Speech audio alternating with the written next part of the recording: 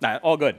I jumped the gun. Okay, so we're gonna have a little bit of a change here, based on the conversation we started having when I first came up to the room, and first couple of folks came in. We started talking immediately about USB-C, good or bad. So we'll do that for about 74 minutes, and then do DNS after that. No.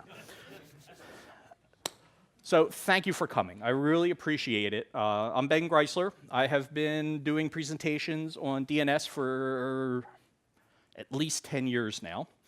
And I have to admit, this is the first time that I am doing DNS security. So I had to take kind of an educated approach to what should I be talking about, which is a polite way of saying, I'm taking a little bit of a guess as to the topics that I'm hitting.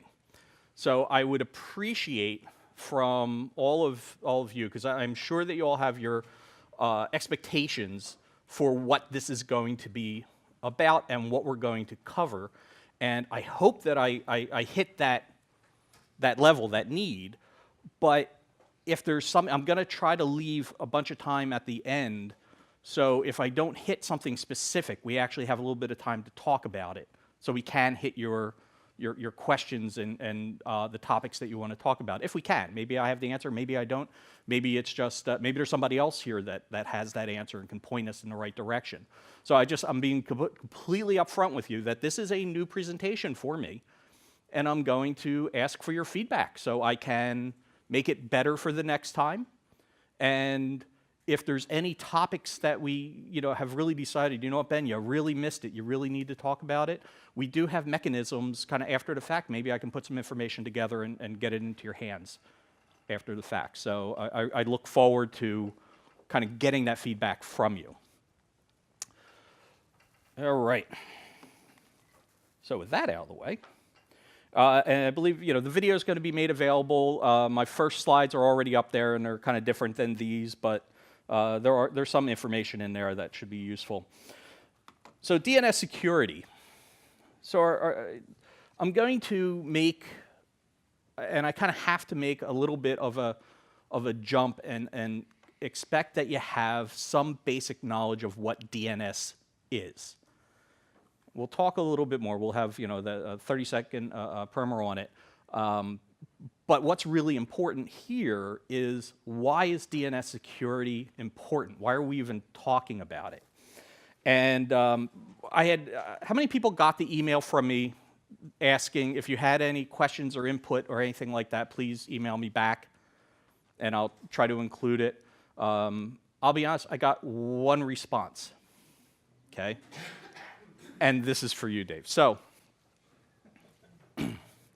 Dave Provine asked for automotive content. Dave knows that I'm a car guy. I race cars. So he was trying to tweak me a little bit and said, so okay, so we're going to do this. This is when your DNS is good. All right? And actually, that is my car. But that's when DNS goes bad. That is also my old car. That's the new car. That's the old car. Actually, I was not driving it at the time. My driver, and I do have to point out, he's laying right there. The reason why he was laying is he broke both feet. He was actually otherwise untouched. If he had thought about, right before the crash, to move, he had thought about moving his hands in, which is a standard thing that we teach you to do. But we also teach you to do that with your feet also. He neglected that step. Otherwise, if he had done that, he would have walked away from this. No problem. Okay, enough of that. If anybody wants to talk about cars after the fact, I'm more than happy to do that. So let's talk about what DNS is real quickly, just as a refresher. Who can tell me, in kind of simple sense, what DNS is, what it's used for? Converts a common name like google.com into an IP address. Yeah, basically it converts a human-usable phrase, in this case a fully qualified domain, or just a domain, or a subdomain, or whatever, into something that computers can understand. It could do some more stuff, but in general, that's what we use it for. And this is kind of your standard setup that you have. So you've got your client device, the laptop in here. That's going to look at typically a local DNS server. If it's inside your WAN, if it's inside, or it should be inside your LAN on your side of the WAN, it maybe is a DNS server that you have put together, set up for your purposes internally, and then that will communicate with the outside world for DNS requests that your internal DNS server can't answer, or you told it not to answer. So this image shows what is typically considered the standard setup, where you've got an internal. When it can't figure out from its own information what the answer is, it will go out to a root server, because if you're looking up www.apple.com, it's going to go to the root server. It's going to say, great, you need to talk to the .com server. .com server will go to, sorry, in this case, youtube.com. And it will just kind of keep going down the path until it can finally answer the whole question, where is www.youtube.com, and hand that answer back off.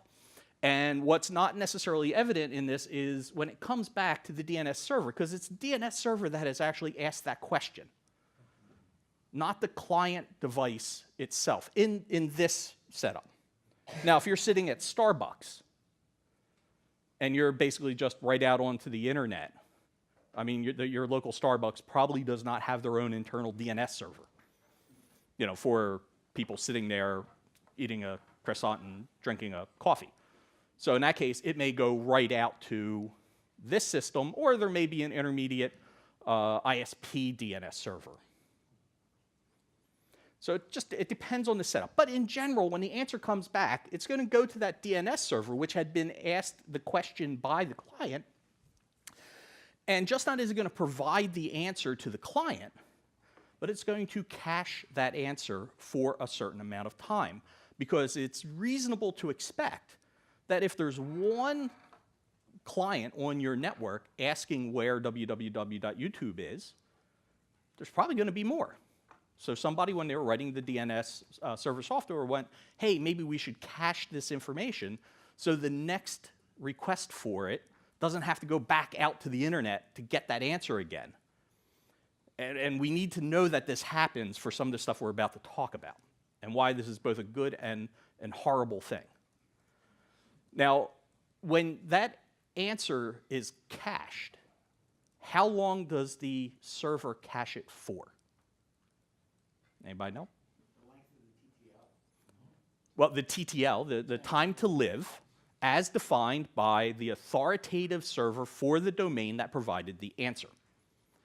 So whoever put that information into the authoritative server, because for every domain out there, there is an authoritative server or group of servers that if you need to know about apple.com, youtube.com, psu.org, or .edu, there's going to be authoritative DNS servers. And whoever put in that information is going to define how long it's supposed to live, that TTL period. That's also something that we need to know, and why that, it will become apparent why that is important. And we have, I meant to flatten this out, I'm sorry. There we go. So moving on, so we're already at 67 minutes. I had to figure out, how do I present this information about DNS? So I broke it down into 5 general categories. Some of these are easier to deal with than others.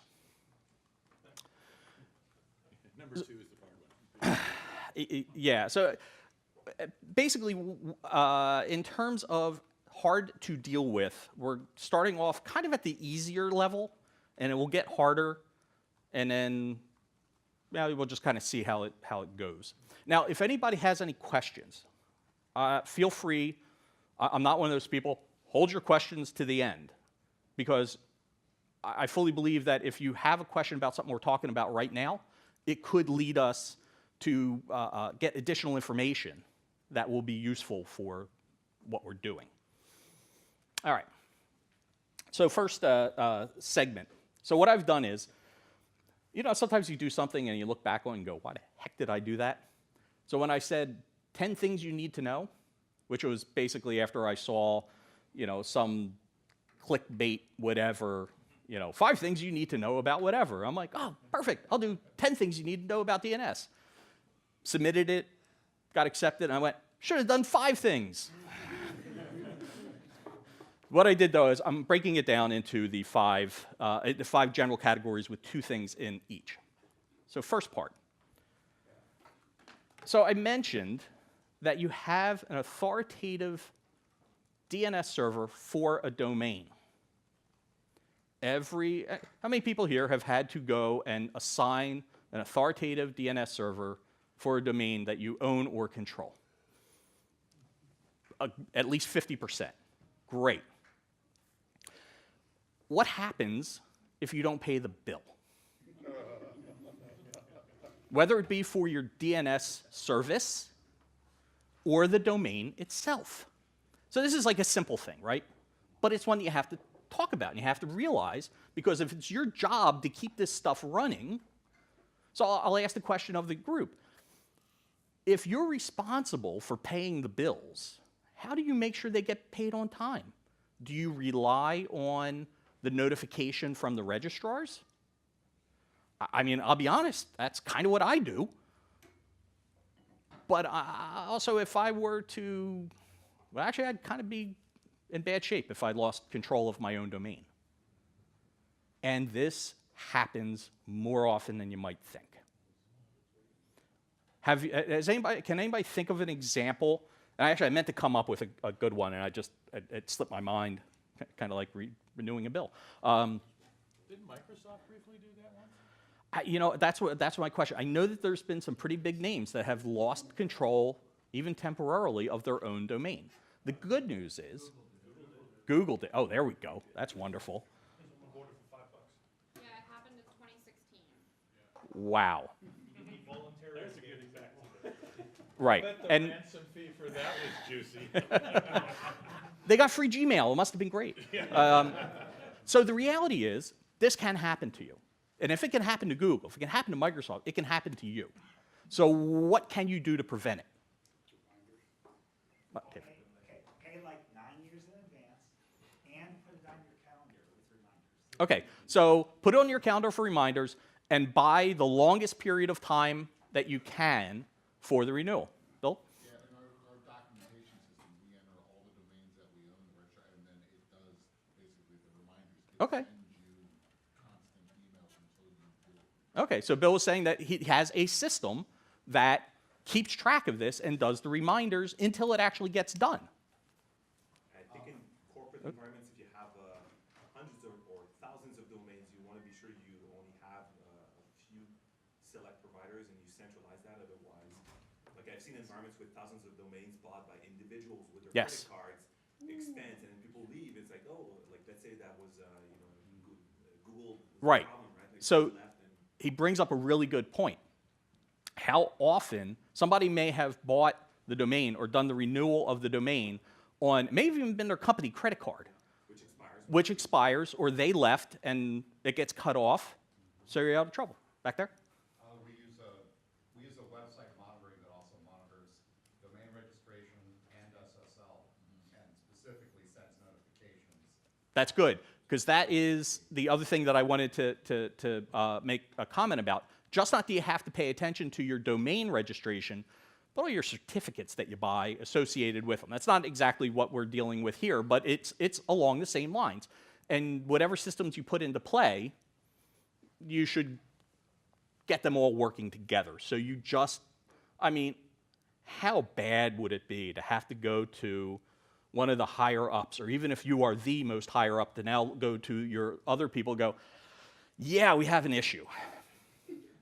And it was completely preventable. Now, I will say, because I thought about it, because one of the solutions I was going to present is you can usually buy a domain for a long period of time. I believe up to 10 years. Maybe more, maybe a little bit less, but it's somewhere in that range. But does it then become easier or harder to forget to renew it? And I'm not sure, you know, I mean, it's just, Registered with register.com, they send you 1 billion emails. all right, so what we've learned is pick a domain host or registrar that will just bug the heck out of you until you get it done because they want their money. Okay, just one more and then I'm gonna. But they'll bug the heck out of the person that put their email address in Actually, that is quite true. register. Right. So he brings up the point, they're going to bug the heck out of the person whose email they put into play. So you should have a non-person specific email address for that stuff to get attached to. That's it. No, I was just gonna say, every account, we have a generic one that says MK Tech and MK that goes Right. everywhere. Anytime we do anything, that's what we use is the registered email address. Right. So it makes sense. Plus, generally speaking, the ones that bug the hell out of you because they want every penny out of you are probably not the ones you want to be registered. Well, yeah, that's an issue. Okay, so let's talk about the next potential here, fraud. How often do you think this happens? Yeah, so why is this an issue? Well, it means that somebody is actively trying to take control of your domain for whatever reason. We could probably think of about 50 different reasons why somebody might want to do this. And it's probably not hard to do. You know, that's the scary thing about this. A little bit of human engineering and a few good guesses, and you could probably have your domain snatched out from under you. And from the registrar standpoint, they may have systems in place to prevent this, or they may not. But once again, even if they do have things in place to prevent it, people are really clever. And you can go on YouTube, you can just Google and just put in, you know, IT, human engineering, and you will find days worth of reading and watching on how people do this stuff. And I mean, I have a hard time, like, calling my own customers and having a phone conversation with them to watch these people call complete and total utter strangers and just, like, get them to do whatever it is they need them to do. I mean, it's astounding. Absolutely astounding. Okay, so basically, this is sort of the takeaway.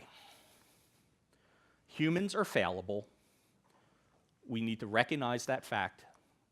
It's just part of human nature. It is not a hit against us, but we just have to understand our memories are limited, and we have better tools to keep track of these things. Use them. Okay. Let's talk again about humans. Now, this is when we get into errors that are less clerical and more technical. How many people here are responsible for DNS servers in their environments? Probably 25, 30%. So what do I mean by general errors? Well, that could simply be, you know what? I've got a legacy system here. This was set up years ago. It's not exactly the way that I would do it. I don't have time to redo this whole thing. Is this sounding familiar to anybody? So what should I do? Well, you know what? I don't have secondary zones. You know, I have to go to each DNS server and kind of fix them up. And, you know, did I put in the right IP address? Did I put the right IP address in all the places I need to put the right IP address in? Sometimes you just goof. Or you've been given the wrong information. So I get this all the time. I'm an independent consultant. So I'm in a lot of different environments. And I'll go in to set up a server or set up a piece of equipment. I have to talk to their networking people. Can you give me an IP address? Can you give me a host name? And then they give it to me, and then I'm trying to work with it, and I'm like, this doesn't seem to be working. Oh, sorry. That's not supposed to be 10, that's supposed to be 100, sorry. Sometimes they do that on purpose. sometimes not. But just general errors in administration, you know, a wrong number, a wrong place, not all the places it's supposed to be. Then you get into this. And I am trying to get through these because we have some deeper things to talk about. It'll take a little extra time. So what do we mean by lack of needed skills? Well, how many people here trained specifically to be a DNS administrator?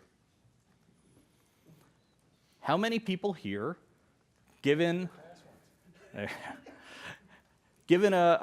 Linux VM, could stand up an entire bind environment? And I'm sure that actually some of you could. What's that? A good one or just one that works, right? I'll even take one that just works. Yeah. Does that include? Okay, right, so, but the point is, a lot of us have not trained specifically to be DNS administrators. And we can get it to work good enough. But sometimes, raise your hand, or maybe not, how many times have you seen a situation where somebody has been told to do a job and you know that they are not equipped to do the job? And it be, yeah, I mean, both hands. And it's not, once again, it's not necessarily a criticism of the person in that case. They may be being asked to do something that it is unreasonable to ask them to do. Now, how many people here have been working with Macs longer than 10 years? Longer than 15 years? Longer than 20 years? Yeah. Okay. Too long. So here is the question for those folks and for those who are familiar with this. Who were the first Macintosh administrators? Who were given the jobs to be Macintosh administrators? People foolish enough to look competent. And sometimes not even that far. The users. Oh, you use it.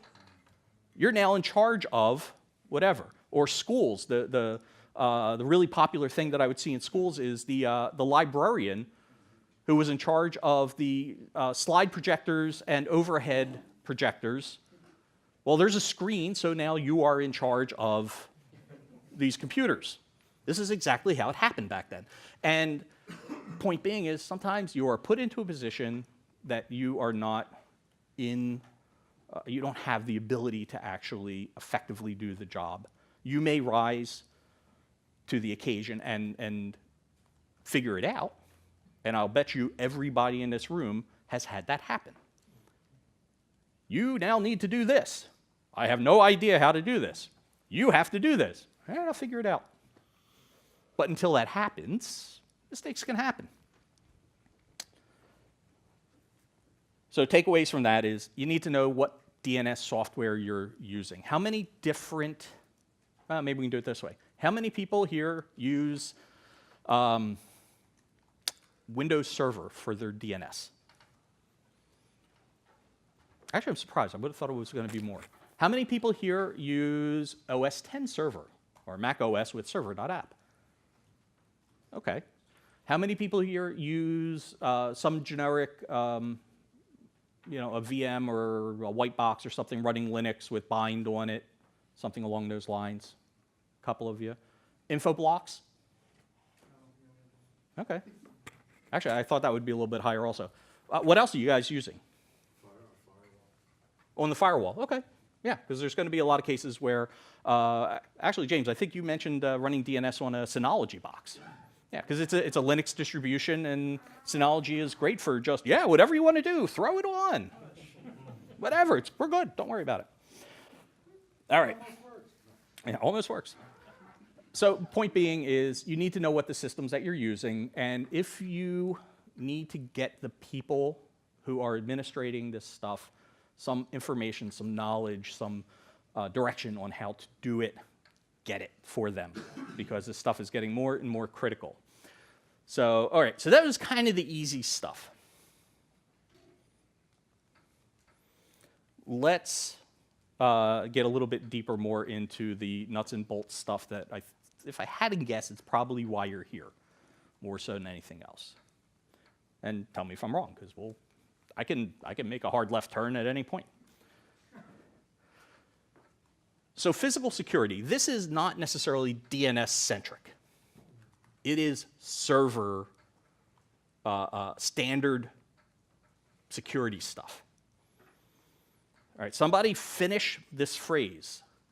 Without physical security, there is no security. And what can happen? All right, how many people here have their server infrastructure behind lock and key? Great, I am happy to see that. How many people here have their server environment, or at least pieces of their server environment, sitting on their desk, sitting on a shelf, sitting in an unlocked closet? Yeah, okay. I'm here, I'm looking out this way, and I'm seeing people kind of like the eyes go down, a couple eyes go up. Oh, wait a second, yeah, I think I've got that. I'm gonna just pretend like I didn't hear that. But that's the reality. And sometimes, and I know because I've been involved with this at time. I did some work for a school district down in North Carolina where they decided they're going to put DNS servers in each of the schools. Basically, we're going to have the primary DNS server located at the district office, and then we're going to put in a secondary DNS server in each of the 20 schools in that district, small district. But it made sense, to keep that traffic off their WAN links. Well, guess where they were putting all of that? It's a school. Probably wasn't a big deal, but they were almost all in copier closets because that's where they had room. And they were on Mac Minis, and they could just go and done. But they were completely accessible to anybody there. Now, one thing we didn't really talk about, and let me just kind of sidetrack a little bit right now. Why is any of this important? Let's get it kind of clear right up front, or a few minutes into it. Why is this important to us? What happens if something occurs to our DNS systems?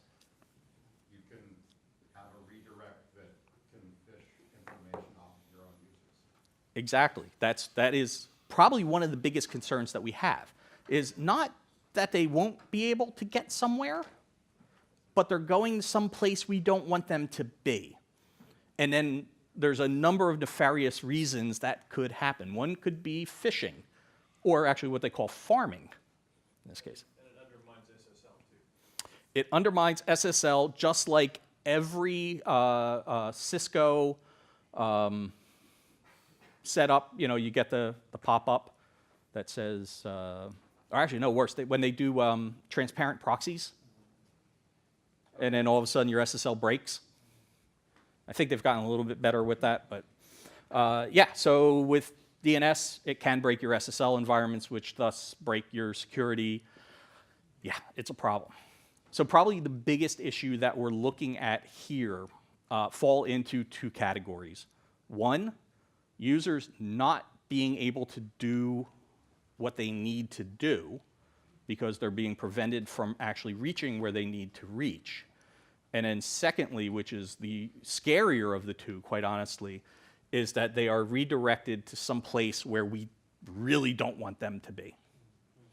How hard would it be for you to go to your bank's login screen and replicate that?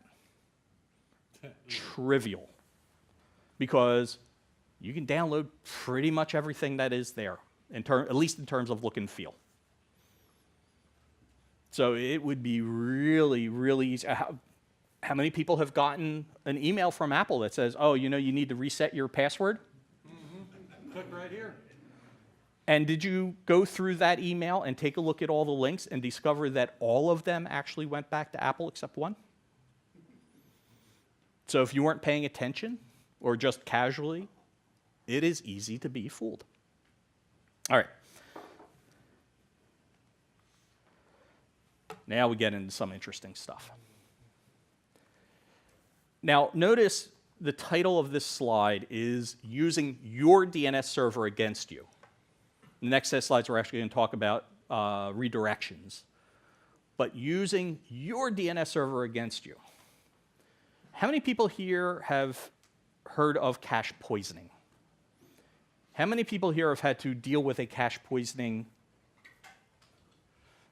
Well, there's a really good chance that you may have and not known that you were dealing with it for a period of time. So, okay, so let's talk about what cache poisoning is.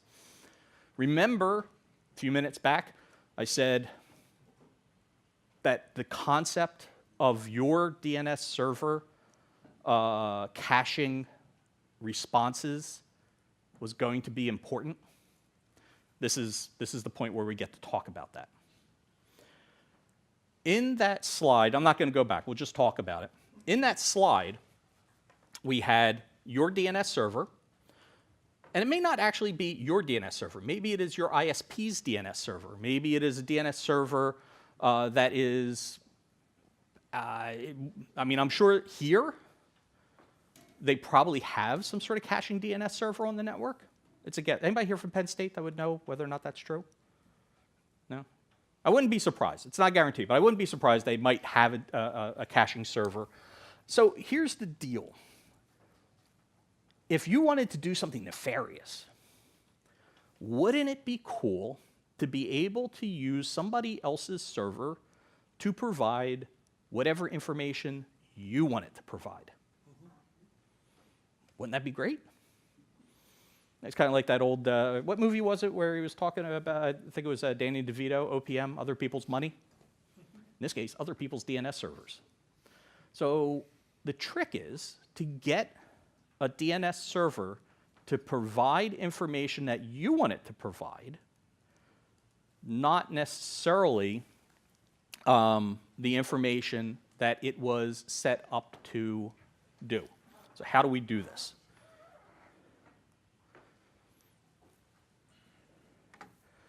I am terrible with graphics. Are you kidding? Those are gorgeous. Deal with it. Actually, I stole this from a presentation that we did probably about 10 years ago. Actually, the end result of this was actually a Steve Jobs jab at Microsoft. I actually took that out. Microsoft's been doing a heck of a job lately. I really, they still have a long way to go, but they have completely changed the way that they do stuff. It's pretty neat now. Okay, so how does this work? So we've got the client reaches out, it asks a question that its local DNS server, once again, that could be in your environment, could be just outside of your environment, but it's not like the root DNS servers. So that server now goes, well, I don't know, not a clue. Let me go find out for you. So it goes, makes a request. Well, in that process, so how many people here have ever seen, heard of, or used the tool EtterCap? Cool. I have some links later in the slides. One of the things I wanted to do is I actually wanted to do a demo of this. And I realized I don't have time for it. What I'm going to kind of hope to see with this is if it would be interesting enough that maybe next year, maybe do a workshop on this type of stuff, where you could actually sit and see how all this stuff works, because it ties into so many different pieces. It would be really kind of wild to do. So I apologize, and I didn't even want to tempt the demo gods to try to do it live. So we're just going to talk about how it happens. So this is what the deal is. So when it goes out and it's trying to hit YouTube, you can have an attacker sitting on the network, kind of sniffing traffic. It's just going, what's out there, what's out there, what's out there? And then it sees a DNS request. Now, is this easy to read? Is the request easy to read? Can it figure out what that request is? Yes. It's not encrypted. It's just a request. Well, in that request, there is an ID that the end user has kind of given out. And it goes, I'm only going to listen to that answer that has that ID in it. Well, your attacker goes, answer, answer, answer, answer, answer, answer, each one having a different ID. Hopefully, it guesses the ID. It basically will flood that requesting DNS server with a whole bunch of answers, and hopefully one of those answers has the matching ID request. Or the ID for the request, sorry. And if it does, guess what? DNS server goes, okay. Psst. I'll take cash. Yeah, it does two things. One, it answers the question for the requesting device. So now, rather than going to YouTube, button, now goes to FakeTube. That looks an awful lot like YouTube. Now, more likely, this is going to be some sort of user interaction website where it's going to ask for a username and password. Now, if they're clever, what they're going to do is it's going to ask for the username and password, and then it's going to fail. And it's going to ask you to put the username and password in again. And it fails. And the third time, now if those two match, they go, this is the password. And then it will fail and then give you the answer that you're supposed to get and hand you off to the real site. And you log in again. And it works. And you don't think anything of it. It's important to mention as well that your password vault will probably also autofill the password at that point too. Yeah, very good point. So what he said was, chances are, and we all do it, maybe we shouldn't do it as much, but it is very convenient to have saved passwords. So your password gets entered into those, into those slots. So kind of interesting, something to think about. So there's lots of clever things that you can do. And, as Paul said, the other part that happens, and this is the dangerous part, is that information is now cached. For how long? Whatever the TTLs, the time to live. 300 milliseconds. No, 300 milliseconds? No, it could be days. It could be days. Now, in today's world, shorter TTLs are better than longer TTLs. We had problems in the past due to low bandwidth that we would want to minimize traffic, so we would try to push for the longer end of TTLs and all that type of stuff. Nowadays, we can shorten that up because, we're getting gigabit at the home now. Now, I still feel bad for the people who are stuck at like T1 speeds. There are places like that. But we can start assuming that overall the connections are faster. We don't have these restrictions that we had before. Keep your TTLs short. So keep that in mind. How short? That is up to you. I would say 8 hours or less. Do about an hour. Yeah. Anything longer than that is kind of pointless. Some people like 8 hours for a lot of different things because that neatly matches about a workday. Some people like to go a little bit longer. Some people like to have it. In today's world, probably an hour is not ridiculous. So what? We get a little bit more traffic. We have the bandwidth. We can handle that. If you're a college campus, then maybe one thing. But a K-12 or something like that may not be as big of a deal for an individual school. Yes? One other question. So that time to live is set by the person who creates the authoritative DNS record for that particular site, correct? For that domain, Yeah. yes. Okay. I only asked, I was recently setting something in Route 53 and their default TTL is 300 seconds. Interesting. Okay. I only know because I'm looking at it right now. No, that's interesting information. 300 seconds. Now, you could So that's, choose yeah. any number of other options. But you know what? If I had any responsibility to somebody else's security, I would definitely want to fall on, That's what, 5 minutes, right? yeah. That might be a little bit short, may not be, but it's safer because now you know that your window is shorter. Now, interestingly, so I have a couple of URLs up there. One is EtherCap, and the other one I believe is I meant to put the titles of what they were. I believe it's Cane Enable, which is another tool that could be used for that kind of stuff that we're talking about. Now, You should mention that if someone injects cache like that, they can inject their own TTL. Yeah. well, that's true too. That actually is very, very true.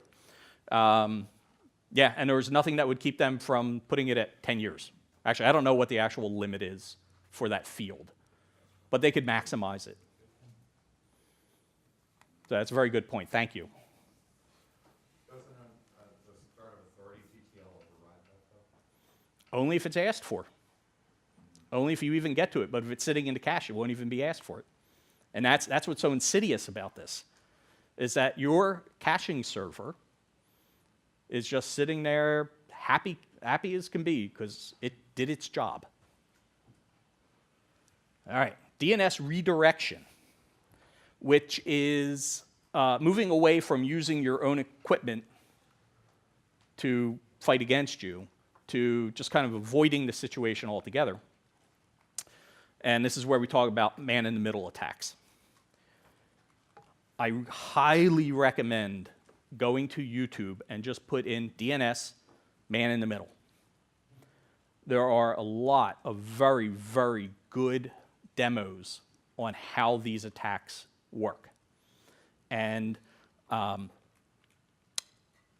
of it uses the same type of mechanism as that cache poisoning, where you've got something listening to the traffic, but rather than it injecting the records that it wants into the caching server, basically it just redirects the traffic wholesale to its own DNS resolver.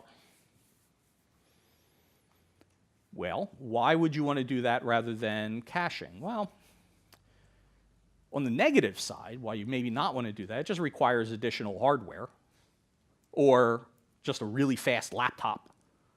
But it's a little more trackable. Whereas with cache poisoning, you can kind of like, drop the information in and disappear.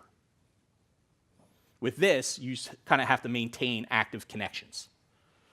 And there are technologies out there that will look for these man-in-the-middle attacks. And this goes back to know your software.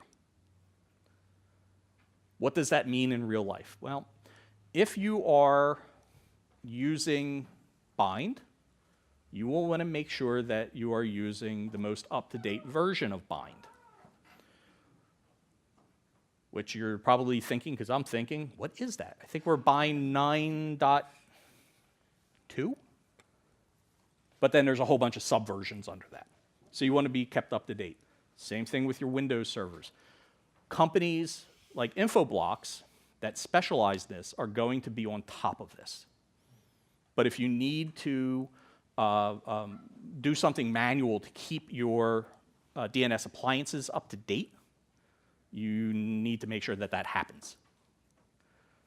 Because these are security risks, and like any other type of server infrastructure, you want to make sure that you've got the latest security patches.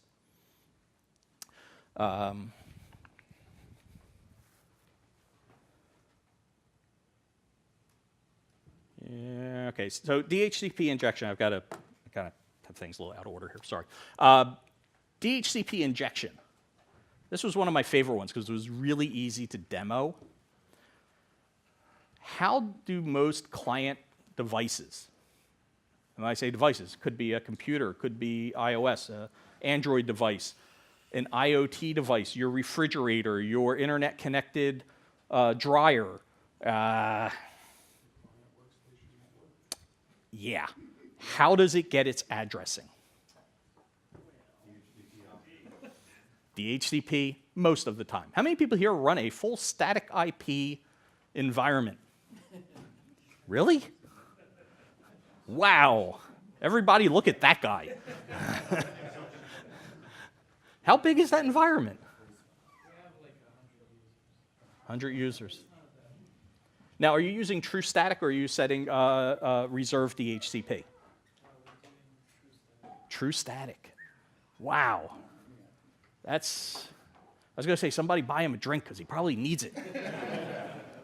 I once worked for a 4,000, a group that had a 4,000-person building that they set up static. This was decades ago. And the Windows IT people lost the Excel spreadsheets with the... It was bad. Note to self, don't do that. So here's the interesting part. And the reason why I specifically asked if you were doing true static or if you were doing reserved DHCP. You may say to yourself, well, I'm doing static, but it's really just, I'm doing IP reservations. But how hard would it be for somebody to drop onto a network, start up a DHCP server, and you get your IP address, you get your subnet mask, you get your router IP. What else you get? You get your DNS. Or, well, all right, yeah, you can Pixie boot. And this was one that was kind of fun. We'll see who remembers this. How many people here set up the DHCP option for an LDAP lookup? I've done that, yeah. That was a checkbox in OS 10. So in theory, you can put all sorts of things into a DNS record. Or excuse me, into a DHCP response to get you a lot of different things beyond what we just normally think as what gets delivered through it. So what can we do to prevent rogue DHCP servers? It's at the switch level, right? It can be at the switch level, yeah. But you need to know that this is a potential issue and that you have equipment that are capable of looking for that. Because it's very identifiable traffic. And if your switches can be programmed to say, hey, if I'm seeing a DHCP response, because it wouldn't be a request, it would be the response. If I'm seeing a DHCP response, and I'm not a switch programmer, don't ask me to do that. I break out in hives if you ask me to go command line into a Cisco box. Thank God they're doing a little bit more GUI stuff. You can potentially mitigate this, but in a lot of environments you can't. Now let me prove to you that you've probably seen this. How many people here run an environment where some user has come in and they're like, I don't have enough Ethernet ports, so I'm bringing this thing from home, and it's a switch, and I plug it in. Yeah, and then all of a sudden half your network goes down. Yeah, a fireable offense.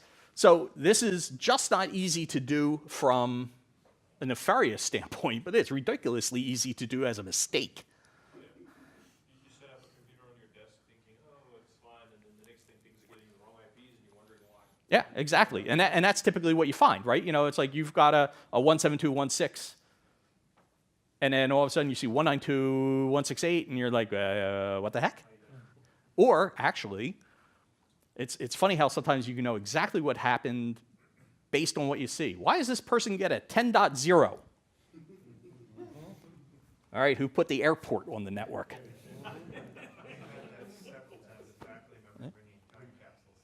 Yeah. Yeah. Yeah. My office is in Times Square. We actually had someone attempt a DHCP injection by putting up a rogue access point. Really? Okay. So it's real. So you guys have actually seen this. One where people have either made a mistake, in which case it was other than an annoyance and maybe got in the way of people's ability to do work, but at least one nefarious where somebody tried to get the traffic that they shouldn't have been able to get to. So, Paul. I was going to suggest that every recent Mac, as part of the OS, has shipped with the necessary software to do DHCP serving. It's part of the boot PD daemon capability. And if you turn on internet sharing, you can do a little bit of it from the GUI. Yeah. Yeah, Macs, Windows machines from a certain point on basically all had this ability to share. Well, heck, for that matter, how many people here have phones that can do tethering? There you go. Can you name the SSID on it? So yeah, we basically have almost the ability to do. Now for the DNS Re Injection, we would need to point to a DNS server with the answers that we want it to have, plus have those answers be accessible. So for the attacker, if they're trying to get to your network internal, they're going to have some ability to get into your network. But the DNS server itself can be anywhere that's reachable on the internet. Right, that's the thing. So it can be anywhere if the requests are allowed to go out, which is one of the things that we want to talk about is how do we help mitigate this? Because it's one thing to know that it can happen, but come on, Ben, tell me what I can do about it. I see, yep. So what you can do is control the traffic and how it makes it out of your network. You could, and this may be a great idea, it may be the worst thing you have ever heard based on your environment, maybe you only allow outgoing DNS requests from one group of IPs. So if anybody tries to do this man-in-the-middle attack, if they've managed to make it into your network, which is bad enough, but if they were able to do that, maybe you can help prevent this from actually going out and getting those responses or being able to hit those resources that they're trying to get you to go to. So by knowing how the mechanism works, we can hopefully mitigate the threat. And pictures. Basically, this is how it works. It's a very similar picture to the cache injection or cache poisoning, but in this case, we actually have a separate DNS server that we're routing traffic to. So in a sense, this could be actually a little bit easier to mitigate, maybe, if you're ready for it, and if your network infrastructure allows you to do this. Sometimes we just have very simplistic networks, and yeah, there's nothing we can do. I was just at a school that had, I would describe it as it was a small district, so their requirements were not huge, excuse me, but they were, all of their iOS devices and their 6 Macs in the entire school district, they had like 800 iOS devices and 6 Macintoshes, all connect to the same wireless network, no matter what school they're in, and it's one flat network. Oh, wow. Across all the schools? Across all the schools. They are fixing this. This is changing. They recognize it, but it was one of those cases where this was easy to do because we need to get this running now. And then you go off and you do 20 other things, and Never get it done. yeah, it starts dropping on your list of things to do.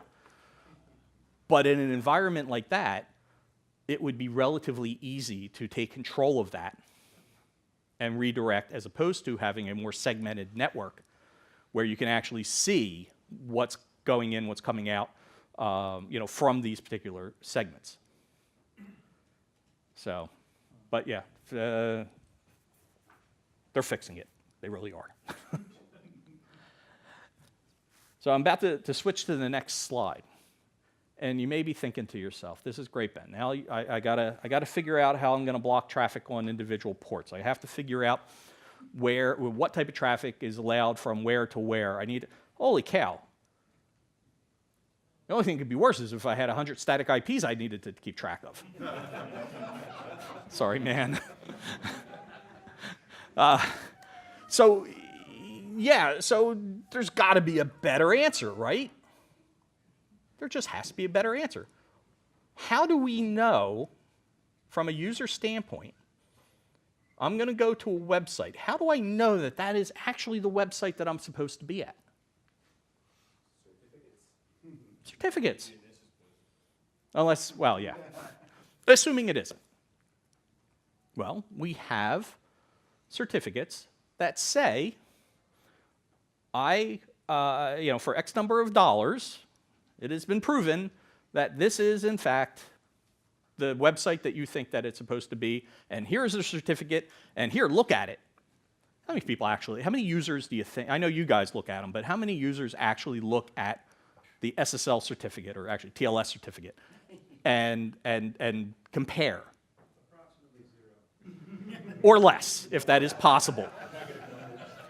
Because what happens is, and it's happened to all of us, you go to a website, click on it, and that little thing comes up that says, there's a problem with certificate, and you go, the heck with that. Get past that. I got stuff to do here. Yeah, we train them to do that by, in many cases, not having proper certificates in a lot of our stuff. Well, and that's true. So actually, a lot of these problems is our own damn fault. So, but the concept is still solid. If we just did a better job of training people and to provide interfaces that actually mean something to the users, because that's really the problem. They're presented with information that they don't know what to do with, and there's very little there that generally people can make sense of. So it's our own faults. We're the IT people. We're in charge of this. We goofed on that. But what if we could do the same thing with DNS? Well, we can. It exists. DNSSEC, DNS security. How long has DNSSEC been around? 15 years? It's been a while. How many people here have set up your domain and your DNS servers to use DNSSEC? Yeah, come see, come sa. Because that's why I put up there. Not using it, are you?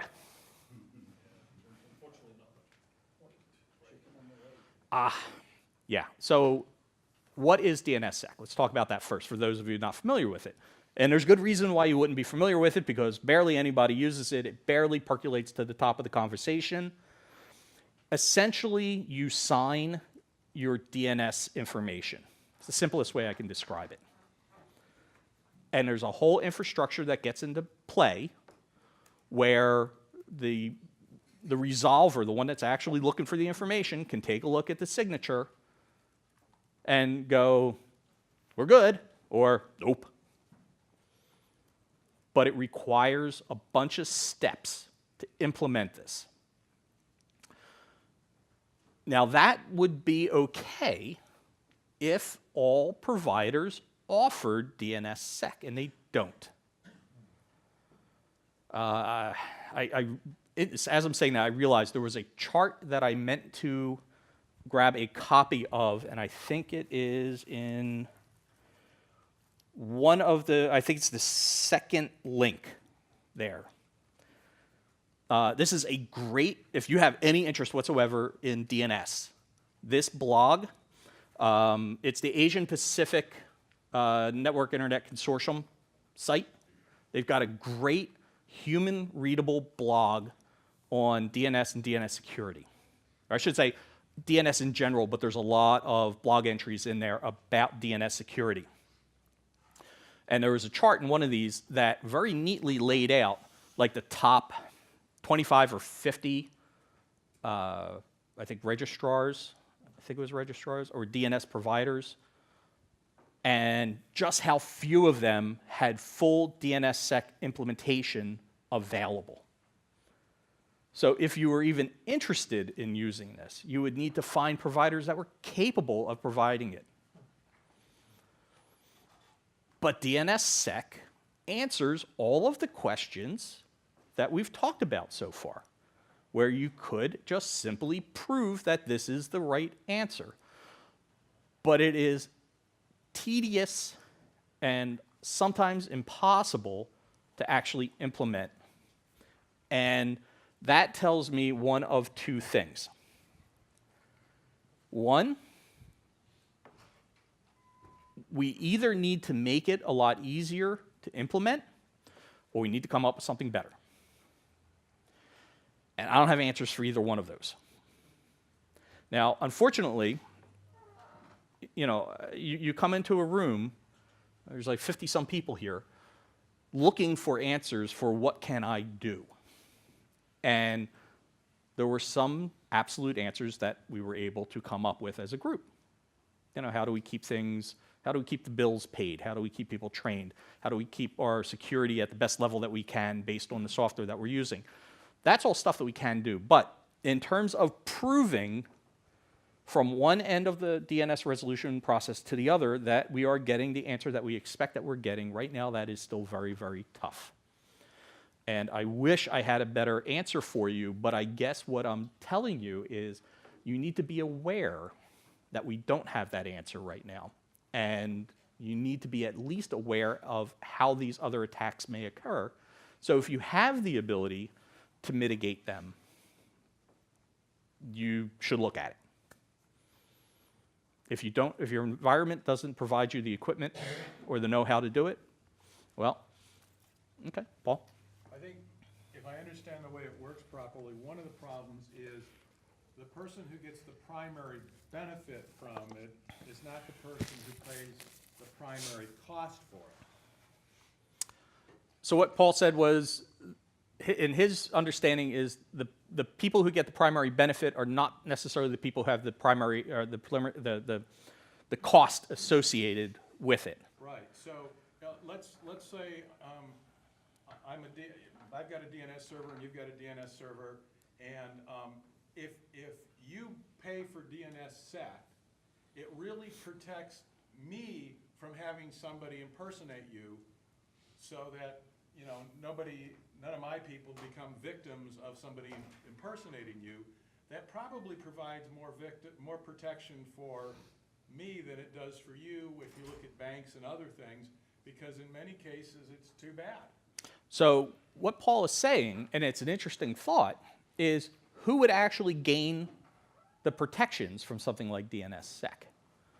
And I'll admit, he says something that makes me think of something I hadn't thought about before. So yes, if you are a bank and you are providing this DNSSEC protected information for your bank's domain, yes, that helps both you and your clients, because hopefully there will be less of a chance of them going to the wrong place.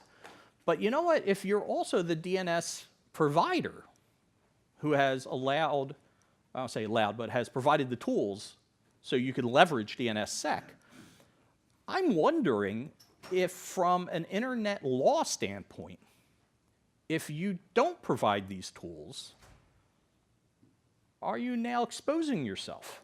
Interesting thought. I don't know that that's, but what you said made me think about that. That's the question. So maybe there is a way of pushing our providers for this from an exposure standpoint, but so far, obviously, it hasn't made much of a impact. I think the big part of the reason why it hasn't made much of an impact is because the cost versus gain is not there. It's very expensive time-wise to set up, but because it has to be backward compatible, you're opening yourself up to attacks that make it almost useless. Right. So basically, if I can condense what he said, we're in sort of a catch-22 situation. It's expensive to implement for maybe not a huge advantage. Is that a fair? And we can understand why, and quite frankly, before you walked in here, how much impact on your life did DNS security make?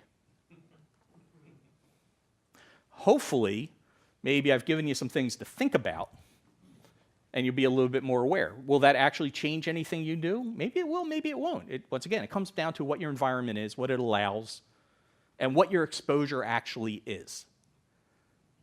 You know, if you're just running a blog that no one, a small group of people are going to look at, and something happens for, a TTL of 8 hours, maybe it's not a huge deal and you just got caught up in something bigger. But if you're a bank, if you are a healthcare system, if you are a school, if you are anything where there is regulated data involved, this may very, very much be part of your security overall focus. All right. This kind of brings us back down, because we have 12 minutes down. I want to leave probably 10 for discussion. Denied DNS resolution. Very simple concept. I'm looking to get somewhere. I need the answer. I can't get it. One of the ways of doing this would be a DDoS, or distributed denial of service attack. And this is not even necessarily specific to DNS, but one way, a fairly simple way. All right, well, wait a second. So let's back up a second. Let's say I want to do something nasty to one of my competitors, and I know that they offer a very popular website that people go to. How can I take down that website? A couple choices. I could physically attack it. I could try to compromise it. But you know what? I'm not going to get into, I don't even know where that server is. I might be able to kind of figure out, maybe it's in this one data center. But I've got a client, every couple of years I find myself down in Miami in this locked, colo cage. And to get there, I've gone through literally no less than 8 layers of security. And about 3 of them involve guys with guns. So yeah, I'm probably not getting physical access. I could try to attack the server just through standard networking attacks. Try to gain access to it. But that's one thing that a lot of people have already really kind of figured out. To keep everything patched. There are very few holes for me to get through and do something nasty to it. I could do a DDoS attack on the web server itself. But you know what? If they're being hosted by one of the big hosting companies, the way that they do the load distribution, I'm going to have to bring a lot of guns to that fight. Because they are ready for DDoS attacks. So what else could I do? Well, maybe I screw up the DNS. Maybe that's going to be a softer target. And I can just start hitting the DNS servers that are involved, for that domain. This is one way. I mean, I'm just talking, there's probably a million ways of doing this. But it's another vector. Or I could just decide that I'm really annoyed at my DNS provider and I just don't want to pay my bill and I'm going to take down their server. Or maybe somebody on your own internal network got mad at you. It's fairly easy with tools that you can download freely to launch DDoS attacks. Or how many people here work for the federal government? A few of you. Do you think that maybe some other government might be interested in doing some of this kind of stuff? Never happen.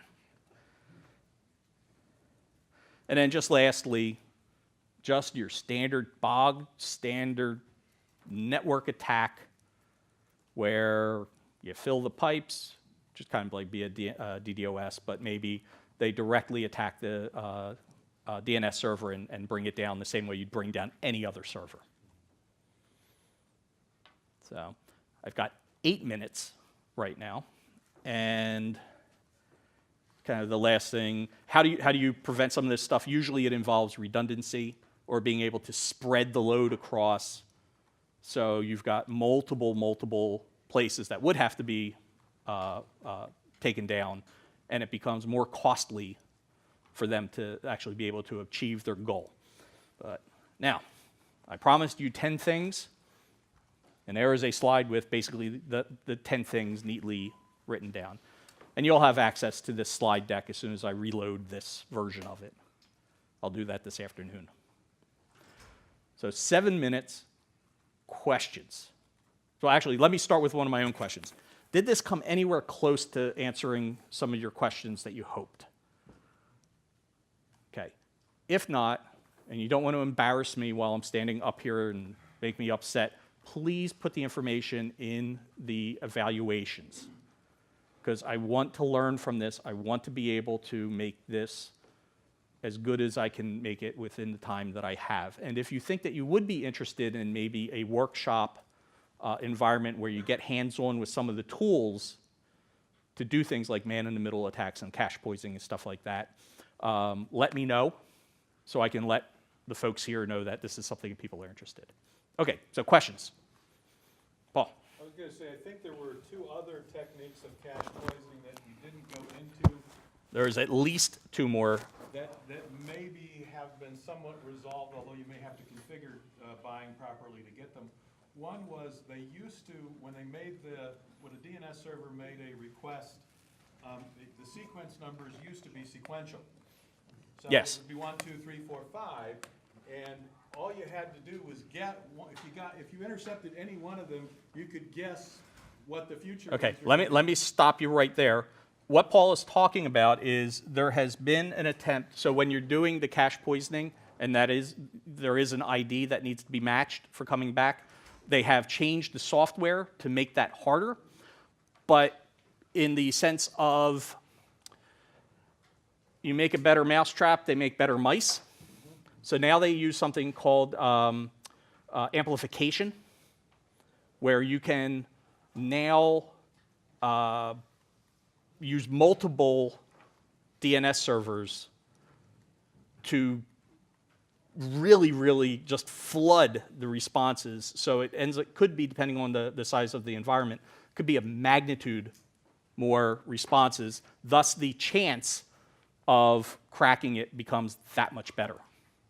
Something that had been almost impossible to do, somebody just went, oh, well, if I just do this, and it requires no software. It's just a process. So, other questions? We got 5 minutes here. Come on. We can talk about USB-C. Come on. Dave. I'll just throw out a tip about domain registration. Domain registration, okay? Register your domains somewhere that uses two-factor authentication. Okay. And even better, FIDO keys. Okay. Because if the domain is registered, it requires a FIDO key, and the FIDO key isn't safe. It's not impossible, but it's very, very, very hard for somebody to crack in and mess around with your registrar. Okay, so what Dave was saying, because I didn't throw the box around, is find a registrar that uses two-factor authentication and also a FIDO key. Is it perfect? No, but it's a heck of a lot better than what most places have right now. Yeah, outside of the FIDO key, agreed. The 2FA alone is definitely proven to be susceptible to basically a man-in-the-middle with a spoofed web page. And Okay. It's pretty creepy. Yeah. But it is being done. So basically, to help prevent one DNS failure, you can use another DNS attack vector to help break it. Right. Excellent. But his suggestion, I think, is Yeah. spot on. Well, make sure that two-factor is not a text message. Make sure it's an Well, yeah, authentication. that's a good one. Yeah. But I was going to say, you didn't touch on DNS over HTTPS, You're right. which would stop a lot of internet-based attacks, maybe not local network, because your class would do that, but it could stop a lot of forward attacks. Okay. I'll take that as a, yeah. I'll add it to the list. So we'll do 11. Or I'll finally get back down to 5, but they'll be really good ones. Who do you recommend for referral servers for running internal DNS? Because I've heard a lot about the new Cloudflare ones. I don't know that I have a specific recommendation for that. I don't know. Does anybody here have any suggestions? DNS Watch. DNS Watch? Yeah, I just, because of the environments that I get in, either it's already taken care of or whatever, so I didn't have a good one, so that's... Yes? Yeah, I have one point on the number 2 up there. Most of your providers will actually allow you to lock your domain name down so that it can't be transferred. And then you have to authenticate in some way to re-unlock it if you did want to make any changes. Right. So what he said was, most domain registrars offer some sort of locking or hide the domain information, but still the process, because if you hide the domain information, it makes it harder to do a human engineering attack. But you still are always going to be vulnerable to a human engineering attack. So just to be aware that, okay, so the takeaway for that is you need to train the people who can make those decisions to be aware that this could, in fact, occur, and to not answer questions they shouldn't be answering. For those that have a lot of domains, the one way I found to deal with that is get a feed like Domain Tools or something like that. They've got like really well formatted, well as a who is record could be formatted. Right. And then you can do things like dump that to your logs and see, do I have a domain that had the client transfer prohibited, and now it doesn't anymore, right? So there's a few do you want to watch like that? It's a good point. When you have like 10,000 domains, you gotta do something like that. Right. So what he was suggesting is basically programmatically look for changes in, was it locked before and it's not locked anymore? You can also, I don't know if your register has it, who is with a hide the Yeah, I'm going to news skip data, that. who is privacy stuff, so that if anybody does look it up, they get the generic web host information and not your specific information. Right. I guess that is the sign for, get out of here. Thank you very much.